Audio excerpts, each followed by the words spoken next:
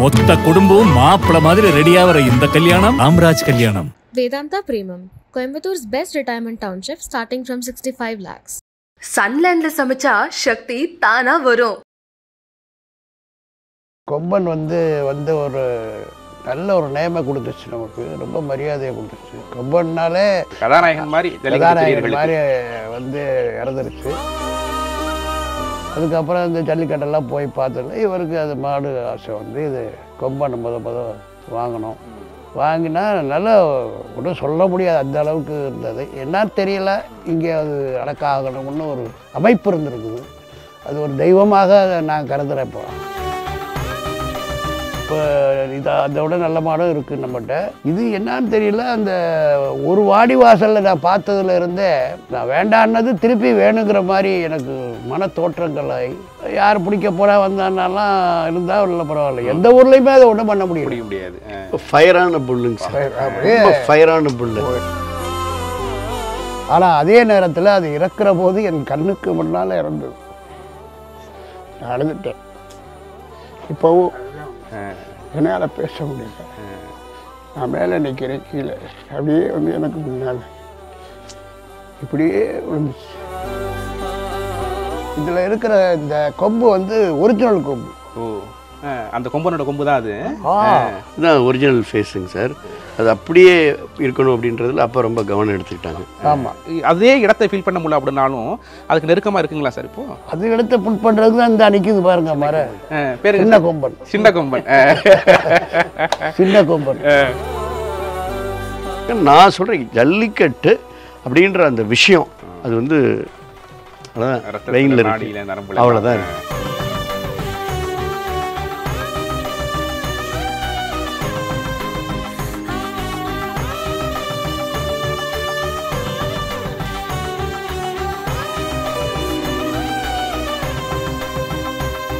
இப்போ இங்கே என்ன பண்ணிட்டு இருக்கீங்க? வழக்கமாக அது மாதிரி பொங்கல் அப்படிங்கிறது ஸ்டார்ட் ஆனது மாதிரி இருக்கு எங்களுக்கெல்லாம் பார்க்கும்போது. பொங்கல் மட்டும் இல்லை, இது வந்து எங்கள் குலதெய்வமாக நினச்சி இந்த கொம்பன் வந்து ஒரு நல்ல ஒரு நேமை கொடுத்துச்சு, நமக்கு ரொம்ப மரியாதையை கொடுத்துச்சு. கொம்பன்னாலே அது என்னமோ எல்லாரும் எதிர்பார்க்கக்கூடிய அளவில் ஒரு நல்ல அந்த நந்திதான் சொல்ல முடியும். கதாநாயகன் மாதிரி மாதிரி வந்து இறந்துருச்சு. அதுக்கப்புறம் இந்த இதில் நாங்கள் ஒவ்வொரு வருஷமும் பொங்கல் விழா நான் வளர்ந்த காலத்தில் இந்த இடம் வாங்கினதுலேருந்து பொங்கல் விழா கொண்டாடுவேன். இந்த கன்றுக்குட்டி மாடுகள், ஜல்லிக்கட்டு மாடு அப்போவே வச்சுருந்தேன் நான்.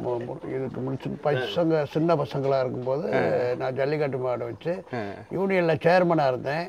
அப்போ சேர்மன் மாடு வருதுன்னு பிரம்மாண்டமாக பண்ணுவாங்க. அப்போல்லாம் ஒவ்வொரு ஊர்லேயும் டேச் போட்டு எங்களுக்கு மரியாதை கொடுப்பாங்க. இந்த தொகுதியை பொறுத்தளவில் மரியாதை கொடுத்தாங்க. நம்ம மாடு அந்த நல்ல மாடு தான் வச்சுருப்பேன். நம்மளுடைய பையன் அவர் டாக்டர் விஜயபாஸ்கர், அவர் இந்த இதில் கொஞ்சம் ஆர்வமாக இருப்பார். வளர்ந்த காலத்தில் அவருக்கு பெரிய ஒரு இன்ட்ரெஸ்ட் அவருக்கு வந்துருச்சு. அப்புறம் இந்த இதுக்கெல்லாம் பார்க்க எல்லாம் அவருக்கு எனக்கு என்ன மரியாதை கொடுத்தாங்களோ அதை போல் இந்த புதுக்கோட்டை மாவட்டத்தில் அவருக்கு அந்த மரியாதை என்னையோட 100 மடங்கு வந்துருச்சு. அதுக்கப்புறம் இந்த ஜல்லிக்கட்டெல்லாம் போய் பார்த்ததில்ல. இவருக்கு அது மாடு ஆசை வந்து இது கொம்பன் முத வாங்கணும். வாங்கினா நல்லா ஒன்றும் சொல்ல முடியாது, அந்த அளவுக்கு இருந்தது. என்னன்னு தெரியல, இங்கே அது அடக்காகணும்னு ஒரு அமைப்பு இருந்திருக்குது. அது ஒரு தெய்வமாக நான் கருதுகிறேன். இப்போ அது வந்து நந்தியை கும்பிட்ற மாதிரி நான் ஒவ்வொரு நாளும் இதை நினச்சி இந்த நினைவு இல்லத்தை மண்டபத்தை நான் தான் கட்டுனேன். எந்த அளவுக்கு உங்களுக்கு கொம்பன் அப்படிங்கிறது உங்களுடைய வாழ்க்கையில் நீங்கள் உள்ளே வரும்போது சரி, வெளியில் போகும்போது சரி, என்ன ஒரு மன நிறைவை அப்போ தந்துச்சு? அது மறைவு செய்தி கேட்டு நிறைவு தான்.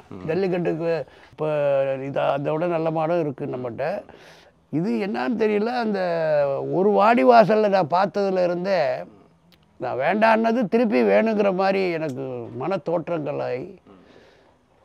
அது இறைவன் வழியாக என்னான்னு எனக்கு ஒன்றும் தெரியல. இது ஏன்னா ஒரு 10 ஊரில் போய் வந்து யார் பிடிக்க போகிறா வந்தான்னாலாம் இருந்தால் இல்லை, பரவாயில்ல. எந்த ஊர்லேயுமே அதை ஒன்றும் பண்ண முடியாது.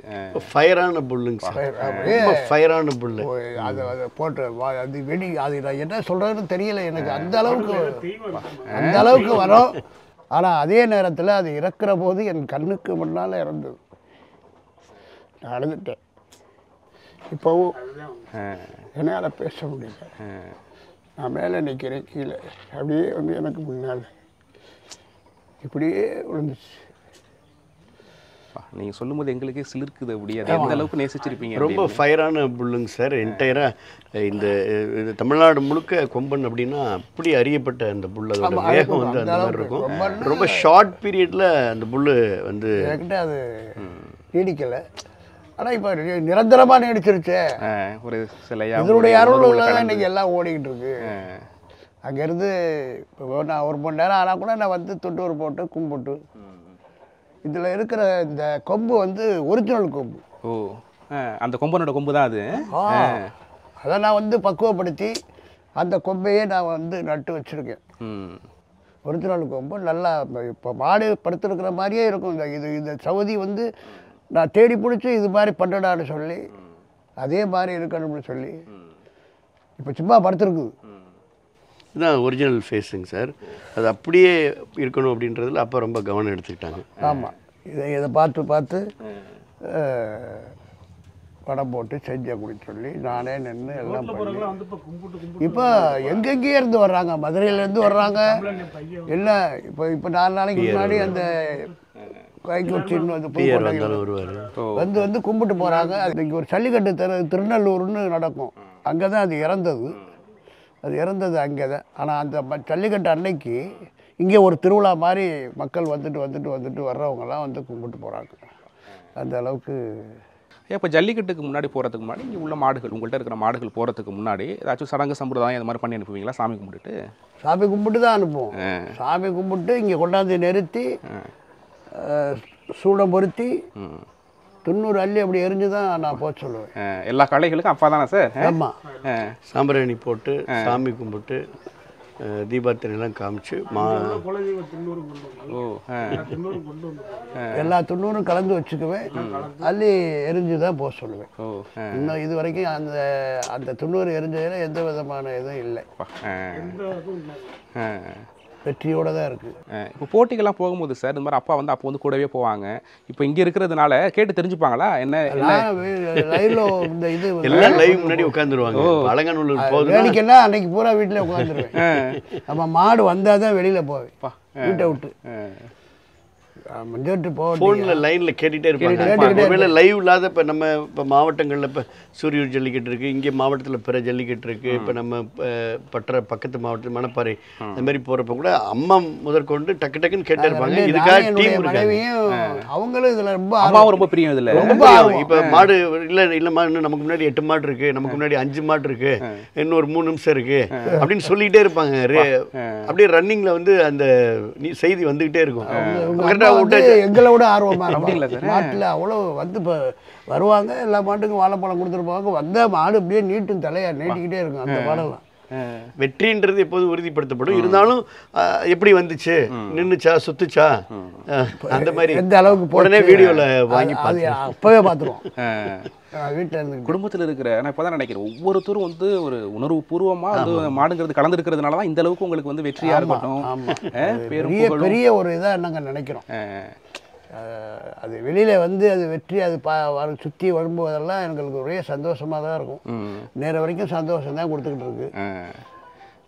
அது இன்னும் எவ்வளோ காலங்கள் நல்ல கொடுக்குதோ தெரியல. அதனுடைய அருளால் ஓடிக்கிட்டு இருக்கு. கொம்பனுடைய இன்னைக்கு அது இந்திய லெவலில் கொம்பன் சொல்கிறாங்க. இங்கே ஆமாம், அந்த வீடியோலாம் மில்லியன் கணக்கில் அந்த விளையாண்ட ஒவ்வொரு வீடியோவுமே இன்னைக்கு லட்சக்கணக்கான மக்கள் ரொம்ப ஃபயரான புல்லுங்க சார்.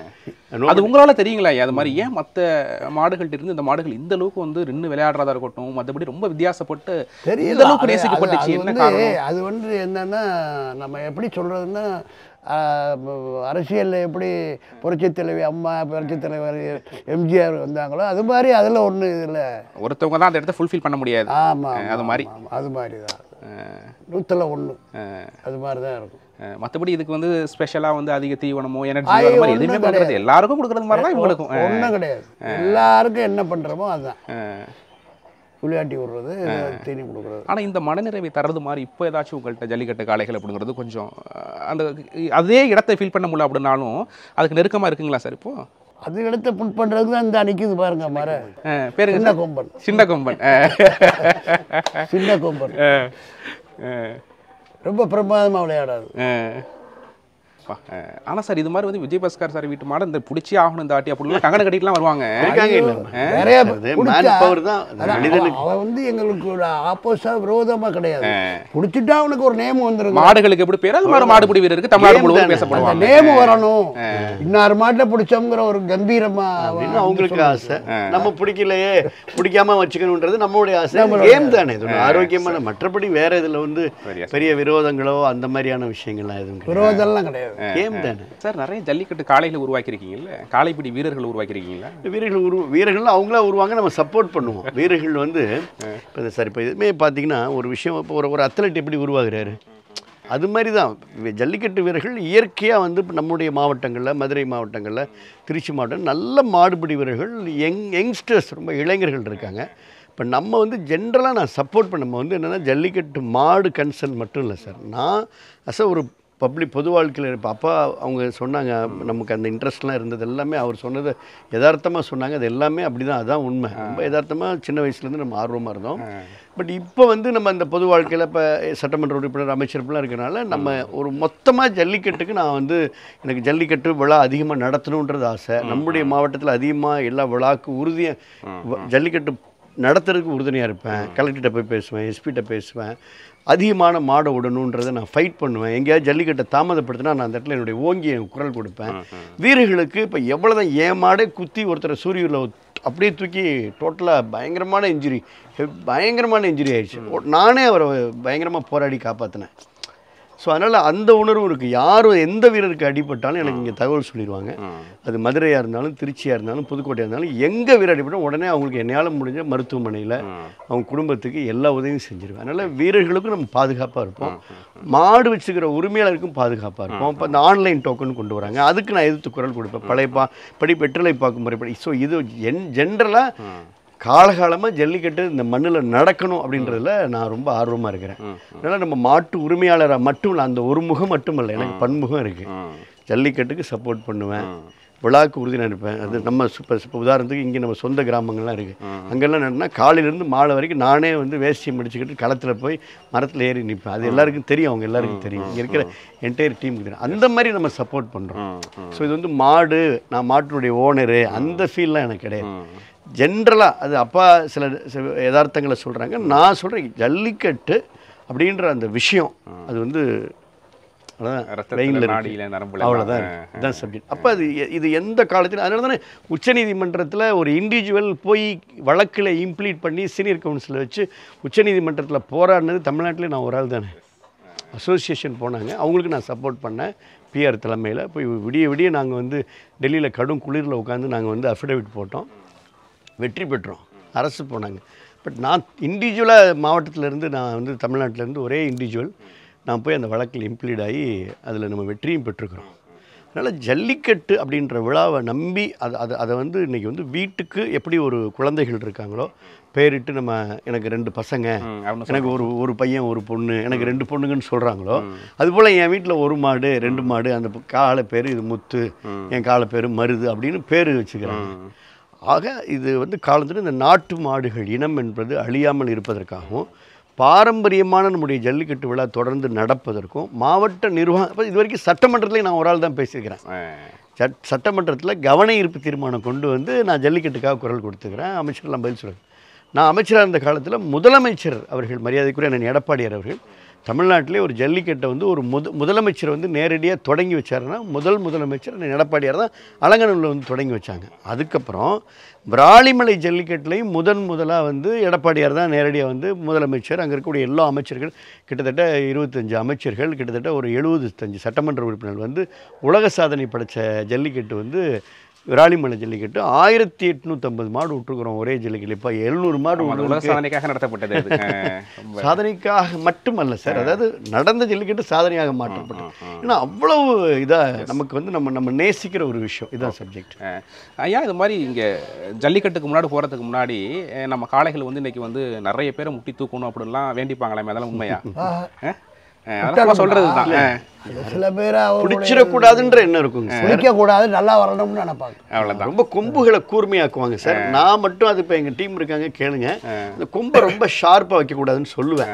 ஏன்னா ஏதாவது ஒன்றா கூட ரொம்ப கூர்மையாக தீட்டுவாங்க. நான் வந்து இல்லைங்க அவ்வளோ கூர்மையாக்காதீங்க, தவறு ஏதாவது அது மாதிரி ஊசி மாதிரி தீட்டி பாயணும் நினைப்பாங்க. எனக்கு அதில் உடன்பாடு. 2 பேரை பாயணும்னா பாஞ்சாவும் இறந்துடணும் போகணுங்கலாம் நினைக்க மாட்டாங்க. அது வீரத்தை அதை அப்படி அவங்களுடைய உணர்வுகள் தானே. நம்ம பையன் கபடி போட்டியில் விளையாண்டு எப்படி வரணுங்கிற மாதிரி நம்ம சகோதரன் தானே, வீரரும் நம்ம சகோதரர் தான். அது உங்களுக்கு கஷ்டமா இருக்கும்ல, இன்னைக்கு ஒரு மாடு வந்து ஒருத்தர் குத்தி தூக்கிடுச்சு, அவருக்கு அதாவது நாங்கள் உடனே நாங்களே கொண்டு போய் நம்ம மாடு பார்த்துட்டா நாங்கள் மற்றவங்க எப்படியே தெரியாது. அதே அந்த காலத்தினுடைய வரலாறு வேற. ஒரு வாடி வாசல் கட்டி அந்த வாடியில் 2 பக்கமும் மக்கள் நிற்பாங்க. இது மாடும் ஓடிக்கிறோம், சில மாடை பிடிக்கிற வீரர்கள் பிடிப்பாங்க. எந்த கேம்லையும் ஒரு எத்திக் இருக்கணும், ஒரு எத்திக்ஸ்ன்னு சொல்லுவோம்ல. ஸோ அந்த எத்திக்கை ஃபாலோ பண்ணணும்னு நாங்கள் நினைக்கிறோம். இல்லை அப்பா சொல்லும்போது எனக்கு ஆச்சரியமா இருக்கும். மற்றவங்க பண்ணுறாங்களோ இல்லையோ, நாங்கள் பண்ணுறோம் அப்படின்னா எங்கள் மாடு மாதிரி யாராச்சும் குத்திருச்சு, இது மாதிரி காயம் 100% நீங்களே இது மாதிரி கூட்டிட்டு போயிட்டு சொல்லிக்கிறீங்க. அதான் உதாரணம் சொன்னேன். இப்போ சூரியூரில் கடந்த ஆண்டு நடந்த பொங்கல் ஃபஸ்ட்டு சூரியூரில் தான் சின்ன கொம்பன் போனது. அப்படியே ஒரு பையன் வந்து இந்த பையன் நம்ம திருச்சி தம்பி தான் போய் பார்த்தாப்புல கரண் பண்ணி கடுமையான காயம், நெஞ்சில் மிகப்பெரிய காயம். அவங்கள ரொம்ப நாங்கள் மருத்துவமனையில் சேர்த்து தொடர்ந்து கண்காணித்து அந்த பையன் வீட்டுக்கு போகிற வரைக்கும் எங்கள் டீம் ஃபாலோ பண்ணாங்க. அவங்களே ரொம்ப சந்தோஷப்பட்டாங்க. நாங்கள் யாரும் இப்படி நினைக்கலங்க, அமைச்சர் மாடு குத்தினாலும் நீங்களே வந்து இவ்வளோ தூரம் எங்களை செலவுக்கு பணம் கொடுத்து பண்ணுவோம். எப்போதுமே அதுதான் உயிரை காப்பாற்ற நாங்கள் போராடுவோம். நம்ம மாடு சொல்லக்கூடாதுல்ல, இன்னொரு வரைக்கும் இல்லை. அது மாதிரியான போர் இத்தனை வருஷமாக ஓட்டுறோம்ல, இன்னொரு வரைக்கும் எங்கள் மாடு நிறைய பேரை பாஞ்சுங்க இருக்கு.